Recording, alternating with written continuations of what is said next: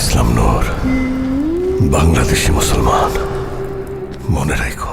প্রিয় দর্শক, একটা প্রশ্ন, যদি হঠাৎ করে কোনো দেশে গিয়ে একটা ভয়ঙ্কর গ্যাংয়ের হাতে ধরা পড়েন আর তারা বলে পরিবারকে ফোন দাও নাইলে কিন্তু এখানেই শেষ, শুনতেই সিনেমার গল্প মনে হচ্ছে, তাই না?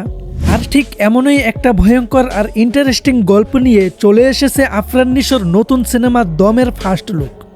তাই নাকি? সত্যি বলতে কি, পোস্টারটা দেখার পর আমি নিজেও একটু শক খাইছি। ভাবছিলাম আরে ভাই, নিশো তো এখন একদম অন্য মানুষ হয়ে গেছে। তো কেমন আছেন আপনি আর আপনার উনি? মানে বুঝলেন না তো কি বলছি? বুঝলে বুঝপাতা, না বুঝলে তেজপাতা, আমার কিছু করার নাই। বুঝছি, তোমার মরণের চুলকানি উঠছে। প্রথমেই একটা কথা বলি, আফরান নিশো 2023 সালে বড় পর্দায় আসার পর থেকে প্রায় সব কাজে দর্শকদের মন জয় করে নিয়েছে, কিন্তু এই সিনেমায় তার লুকটা একদম আলাদা। চোখের এক্সপ্রেশন দেখলেই মনে হয় ভাই এখানে নিশ্চয়ই বড় সড়ো ঝামেলা চলছে। এই ফার্স্ট লুকের প্রায় সবকিছুই আমার ভালো লেগেছে।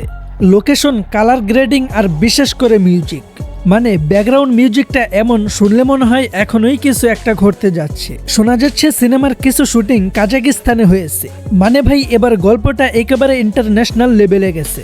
গল্পটা সম্ভবত এমন, আফরান নিশো অবৈধভাবে বিদেশে যাওয়ার সময় কোনো সন্ত্রাসী গ্রুপ বা লোকাল গ্যাংয়ের হাতে ধরা পড়ে, তারপরই শুরু হয় তার উপর অমানবিক অত্যাচার। আর যখন তারা জানতে পারে সে বাংলাদেশি, তখন তারা বলে ঠিক আছে পরিবারের কাছে ফোন দাও নাইলে কিন্তু খবর আছে, মানে মুক্তিপণ না দিলে বিপদ। এই খবর জানার পর হয়তো পূজাচিরি তাকে খুঁজতে সেখানে যায়, আর তার সঙ্গে থাকতে পারে চঞ্চল চৌধুরী। এখন প্রশ্ন হলো, চঞ্চল চৌধুরী কি পুলিশ নাকি আত্মীয়, নাকি এমন কেউ যে এসে সবাইকে ডায়লগ শোনাবে?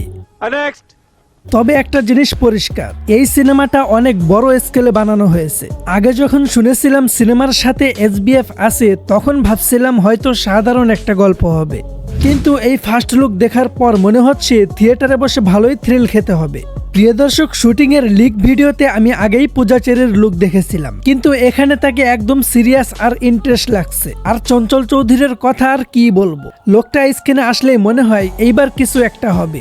সব মিলিয়ে একটা কথাই বলবো, বাংলাদেশের সিনেমা দিন দিন আপডেট হচ্ছে, আর দর্শক হিসাবে আমরা হয়তো আরেকটা ধামাকাদার সিনেমা দেখতে যাচ্ছি। আমার কাছে ফার্স্ট লুকটা বেশ ভালো লেগেছে। আপনাদের কেমন লেগেছে অবশ্যই কমেন্ট করে জানাবেন।